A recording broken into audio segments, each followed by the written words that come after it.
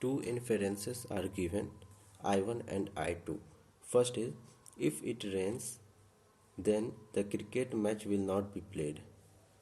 It is equivalent to, if it rains, the cricket match will not be played.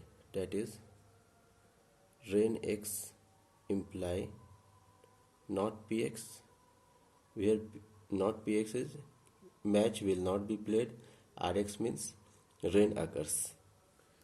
The cricket match was played. Cricket match was played is equivalent to px. There was no rain. Means this is the inference. First inference. Not rx. If we write in a statement rx imply not px, that is this line I am writing here, and cricket match was played, that is px. It implies this statement. Inference is there was no rain, so it implies not rx. If we see it carefully, it is similar to rule of inference, that is modus tollens. Modus tollens says that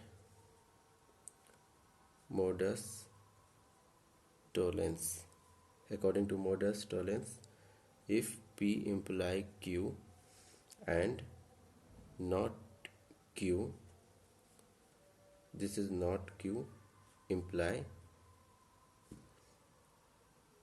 not p. According to this rule, inference, if this rx is p, q and not q, that is it is not q, so it is q, and answer is not of the first argument, that is not rx. So this inference is correct according to modus tollens rule of inference. Now let us see second inference rule. Second rule says that if it rains, the cricket match will not be played. Rx imply not px. It did not rain, that is not rx. Inference imply the cricket match was played.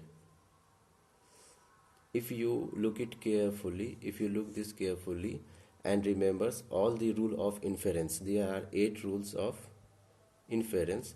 This inference doesn't match any of the rules of inference. Doesn't match any of the